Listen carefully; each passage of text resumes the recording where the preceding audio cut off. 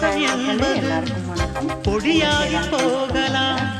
பொன்னாரமே நம் காதலு பூலோகம் தாண்டி வாழலாம். ஆகாயம் என்பது இல்லாமல் போகலாம்.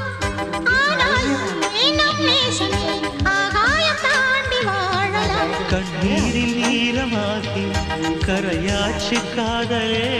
கரை மாற்றி நாமும் இல்லை கரையேற வேண்டுமே. நாளை வரும் காலம் நம்மை கொண்டாடுமே. தாஜ்மஹால் தேவையில்லை அன்னமே அன்னமே காடுமலை நதிகள் எல்லாம் காதலின் சின்னமே. Thank